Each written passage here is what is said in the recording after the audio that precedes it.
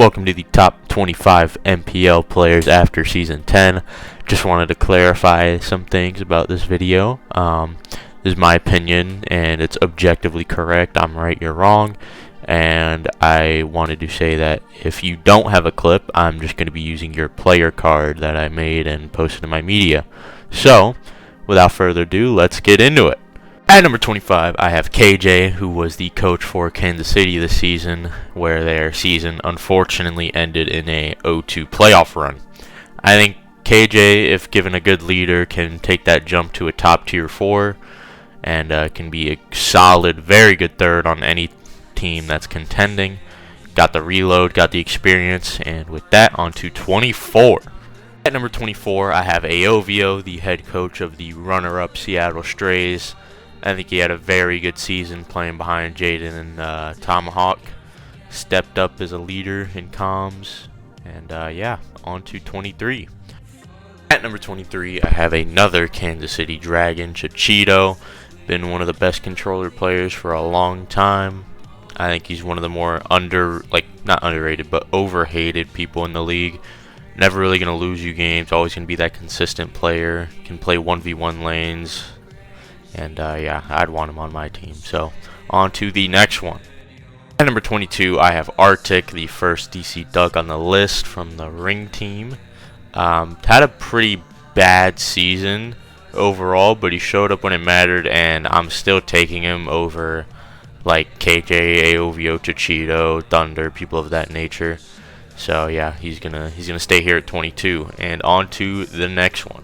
At number 21, I have A. Now, coming off of his worst season, some of you might be questioning this one, but he still has a top tier reload. Very difficult to push when he's spamming it. I think his main downfall is consistency, comms, and he's not very bright. But yeah, if he was more consistent and actually used his mouth to say words in game, I think he'd be significantly better. On to the next one. At number 20, we have Morton. Former Tier 5, took a big jump this season, improved drastically. Some argued that he was Tier 6 before this season. But yeah, showed out. I think he was the first on Kansas City. Easily the most consistent. Definitely the hardest to fight out of all 4 of them. Definitely the smartest and has the best comms out of all 4. So, I'm going to leave him here at 20. And on to 19.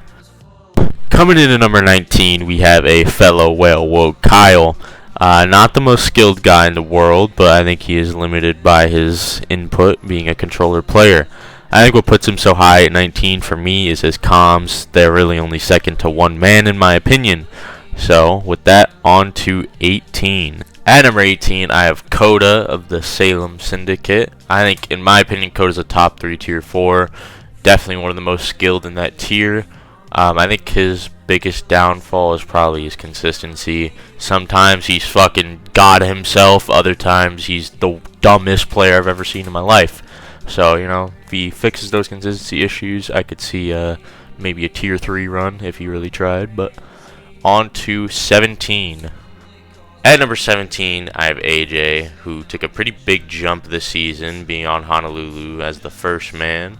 Some of you might be saying, oh, he has padded stats. He was on a tanking team. I mean, yeah, you're right. I don't give a fuck about those. I'm just talking about purely how he is at the game.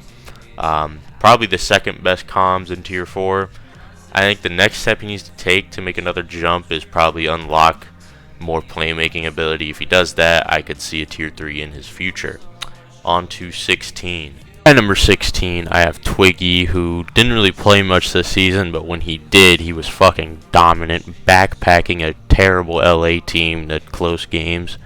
I mean, he was putting up some ridiculous numbers. I think for sure he gets Tier 3 next season. I'm very high on Twiggy, more than most people, so he's going to be at the highest rated out of the Tier 4s. And on to 15. Coming in at number 15, I got AZ. Now, some of you like to overhate this guy, but prior to the play-in game, he was having an outstanding season. Probably could be even higher on this list, but just because of him being on West like almost all season and playing pretty bad in the play-in game, I'm going to leave him at 15, but definitely overhated in my opinion recently. So, yeah, on to 14. At number 14, I have Orca or Tomahawk. I think it could be anywhere from 14 to 11 on this list. I think if you put him at 11, I'm honestly not mad at that. Has great comms, smart for the most part. He's fucking super reload. I mean, he's a very complete player. I'll say that. And on to 13. At number 13, I died the Finals MVP for the DC Ducks. I think he was easily the most consistent throughout that game for them. Had a good playoff run, made the most plays during the Finals, brought them home in set 5. So yeah, on to 12. At number 12, I have Chandler, who was at the same spot last season, but I think he had a great season. 36 buttons, 0.77 KPR, showed great leadership ability as the first man of Salem. High IQ player, very consistent most of the time. And yeah, unfortunately their season ended in the 1-1 game. On to 11. At number 11, I have Gast, who was on Pittsburgh this season. Unfortunately missed the playoffs, but in my opinion he was backpacking that team. Easily the most consistent I've ever seen him. Had a great bounce back season after he was pretty lackluster by his standards on Dallas. But yeah, overall great season for Gast. I think he's easily the best tier 3 in my opinion. So on to 10. Coming in at the first top 10 spot, we have the Spawn Man himself. Led the Shanghai Shock to a play-in appearance. Unfortunately, they tapped out after a loss to San Diego. Fuki, obviously one of the smarter people in the league, good comms, but unfortunately couldn't get the job done in the play-in game with Valentine and Raven on the field. So on to number 9. Coming in at number 9, I have Abstract, who could easily be a lot higher on this list, but the consistency issues is what does it for me. Missed the playoffs with Gast. Just not consistent enough to be above anyone that's above him. But I'd say his highs are some of the highest in the league. If he could keep that up on a consistent pace, he'd be top 3 for me. But he's not. So on to number 8. Coming in at number 8, I have Mr. E.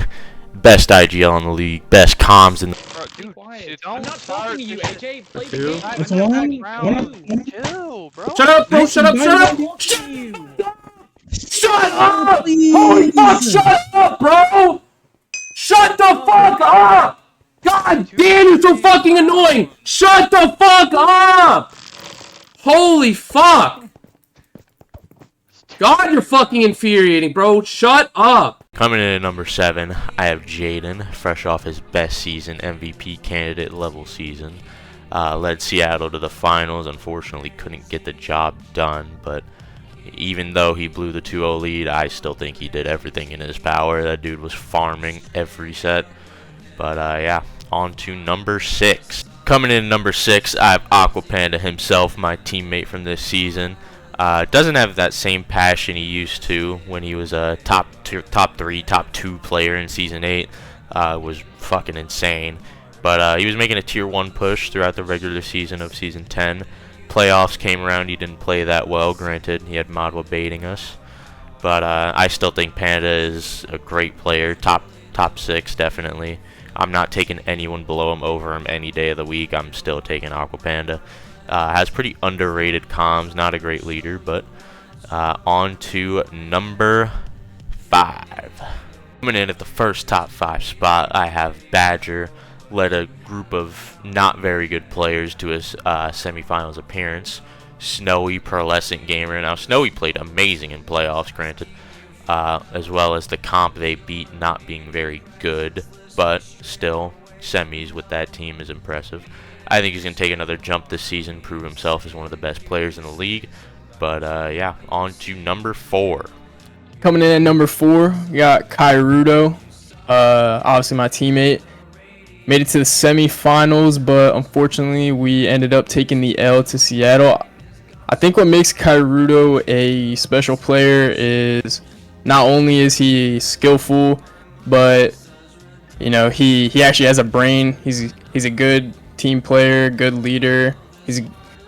From personal experience, I can say that there have been many times where he's called a switch with me, and it ends up leading to a set win. So, yeah, I think I think that it puts Kairudo above most of the other players who are just as skillful as him. Alright, well, thank you, Aqua Panda, my special guest, for doing this for me. And on to number 3. Coming in at number 3, we have the man, the myth, the mammoth, infamous season. Led the league in first bloods, unfortunately went out in the play-in. I think when on home realm, I don't think there's anyone better. Infamous on West is easily the best player in the league, in my opinion.